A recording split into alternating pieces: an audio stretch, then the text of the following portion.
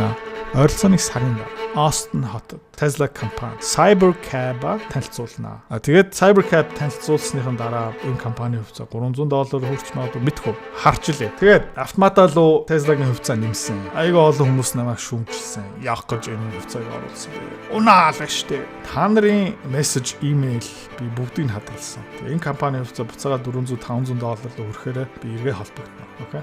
Тэгээд бүтээсэй тэ. Том дуурай. Өнөөдөр Hims and Hers-ийн эхний үйлдвэрлэлийн тайлан хэдүүлээ тэгсэн ядаж хүлээж байгаа. Маргааш Oscar Health-ийн тайлан. Гэхдээ хэдүүлээ зүгээр одоо зах зээлийн шинжилгээ дүгнэлтээ хийцгээе. Яагаад гэх юм бол тэ хэдэн хоног хийгээгүй. Окей. QQQ Nasdaq харах юм бол юу юм бэ гэх юм бол нөгөө Donald Trump Liberation Day тариф зарласан өдрөөс хойш ер нь бол Nasdaq 480-аас 398 руу унаад одоо буцаага байранд ирсэн байгаа. Окей. Тэн юу вэ?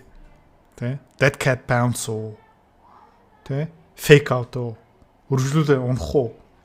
Юу л харцгаая. Одоо ингээ price action-ыг харах юм бол ерөөхдөө uptrend руугаа буцаагаад орох магадлал маш өндөртэй байгаа. Downtrend руу ороод ерөөхдөө нотлогдоогүй. Тэгээд энэ Nasdaq, S&P 500, Dow Jones-ыг урт хугацаагаар ингээ сунгаад харах юм бол bear market руу орж ирээгүй л байгаа. Тэгээ албан ёсоор яг уналт руу орж ирээгүй байгаа шүү. Окей. S&P 500 харах юм бол ерөөхдөө яг адилхан зураг харагдаж байгаа. Тэгээ Euroll дээр хэдэн хүмүүс хувьцаа түүж авсан хүмүүст баяр хүргэе. Манай community битүүлээ. Бас чадлаа. Ямар хувьцаа түүж авсан бэ гэх юм бол Tesla түүж авсан, Oscar Health-ыг жоохон нэмж авсан, Hims and Hers-ыг тултал нь аваад за тэгээд хөөрхөн ашиг хэдүүл хийж чадсан да. Тэгээд та минь баяр хүргэе. Манай гишүүнчлийн дунд бас 50, 60, 100, 150 мянган долларын хөрөнгө оолт хийсэн хүмүүс тий энэ жилдээ дахиад ажил хийх хэрэггүй бараг 70 эргэлөө явах хэрэгтэй болсон. За би ч гэсэн өөрөө хөөрхөн ашиг хийж л байгаа. Тэгээд мундаг шүү та нар төвчээртэй. Тэгээд юм сураад аваасаа гэж би хүсэж байна, тийм ээ. Хэдүүлээ бас төвчээр алтгаа шахсан, хямарсан. За манай community дотор тий Hims and Hers-ыг би $32 дээр авсан. Яах вэ гэсэн одоо комент үлдээсэн хүмүүс байсан. Одоо Hims and Hers $42 хүрсэн. Тэгээд одоо зүгээр тэр ногоон өнгийг харахаас илүү юу сурж авсан бэ? Тэ? Тэрийгээ сайн шингээгээд аваарай. За. S&P 500 QQQ ерөөдөө яг адилхан зүгээр хүлээжлээ, харж л бай. Одоо араас нь Хятадтай, Японтай, Европтой худалдааны хилцэл хийж чадах юм бол Donald Trump Америк эдийн засаг те ерөөдөө буцаагаад жоохон үсэх магадaltaй байгаа. За гэхдээ энэ хойшлогдоод сунжраад яваад ирээд ямар нэг байдлаар 5 сарын дундуур миний хэлжсэн те Украин Оростой холбоотой ямар нэгэн гамшиг гараад ирэх юм бол энэ буцаагаад унах хандлага бас байгаа. За тэг хэдүүлээ бас юу гэж хэлсэн бэ, юу гэж ярьсан бэ, юун дээр бараг тохирсон бэ гэх юм бол энэ 7 хоногийн сүүлээр эсвэл эх 7 хоногийн ихээр хэдүүлээ тий багц дотроо хувьцаануудаа багасгаад арай жоохон кэш руугаа буцаагаад орно шүү. Окей. За тэрэндээ бэлэн байгаарай. Окей.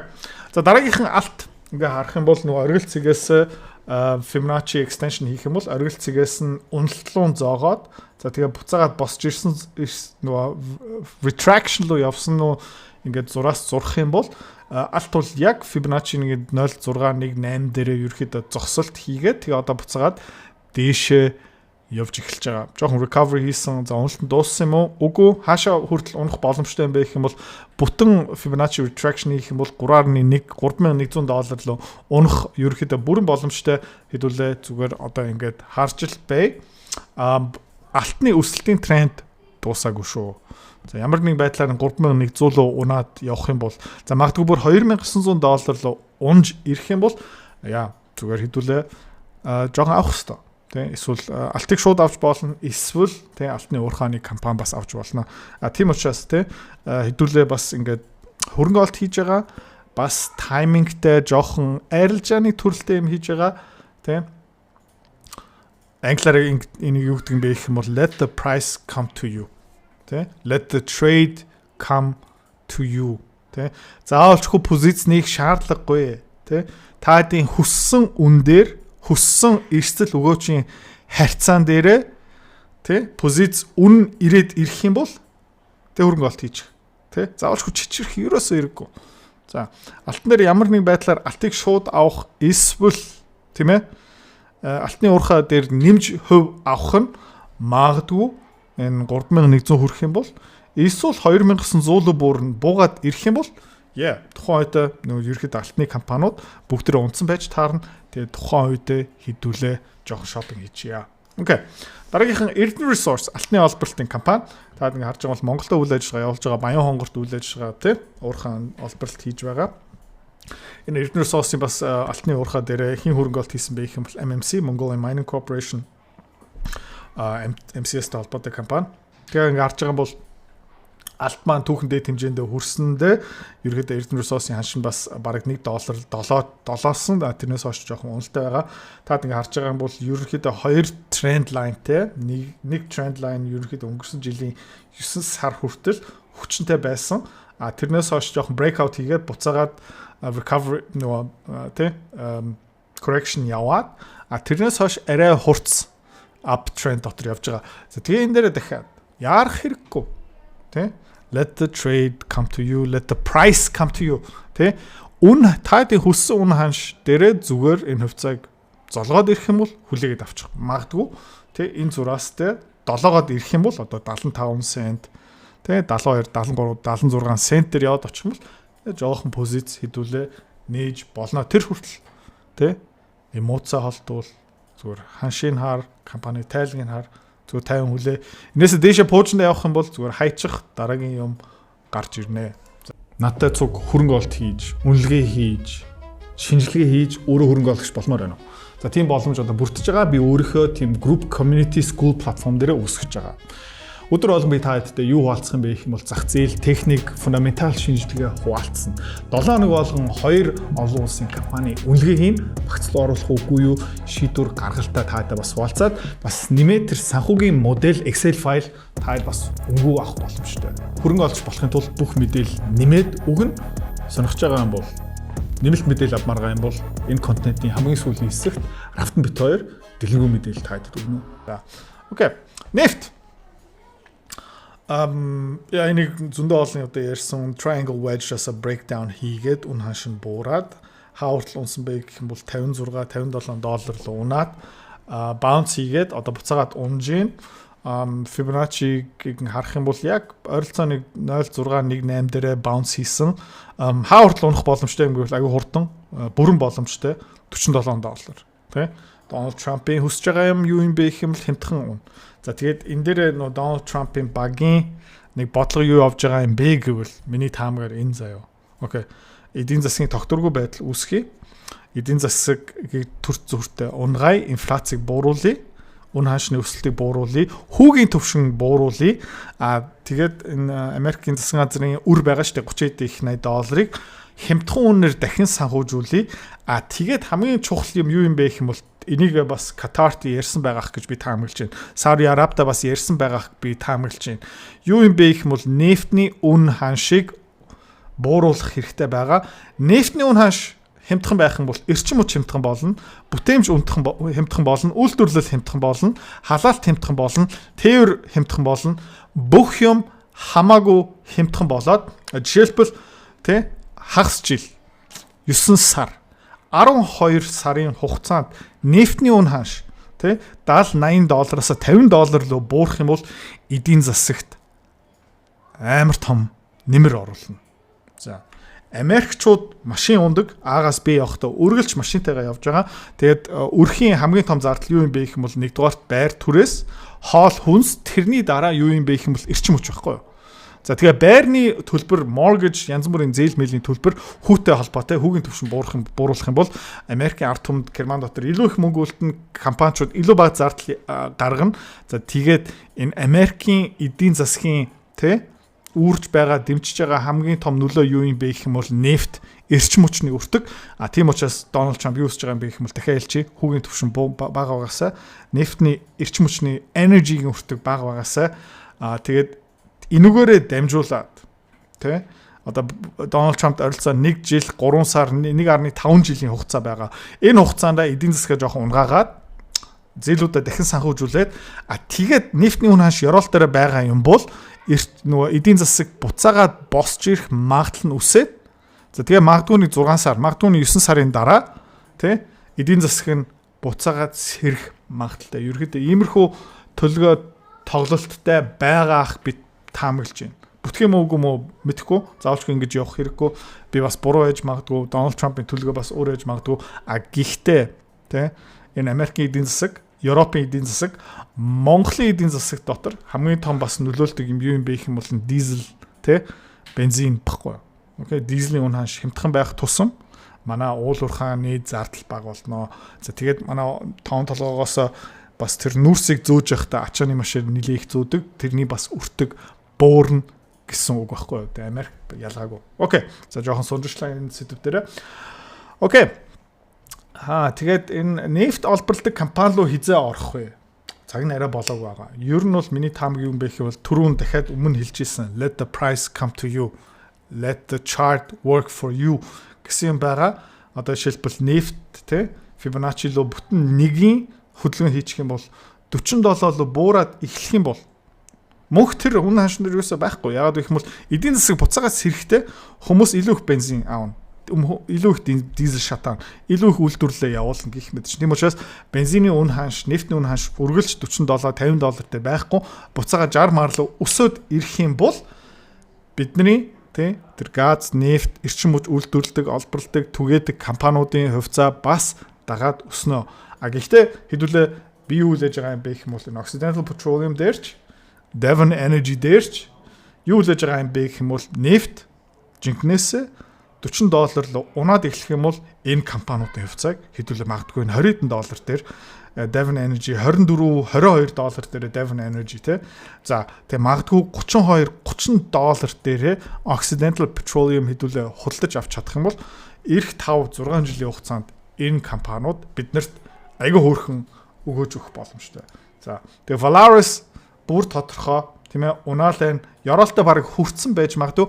Гэхдээ бөмбөд нефтний үн ханш $40 руу буураад эхлэх юм бол янз бүрийн хөрөнгө оолтын сангууд, янз бүрийн алгоритм, автоматар удирдах сангууд юу хийх магадaltaй бэ гэх юм бол энэ Valaris-ийн хувьцааг зарах магадaltaй, тэрүүгээр дамжуулаад Valaris-ийн үн ханш буурах магадaltaй.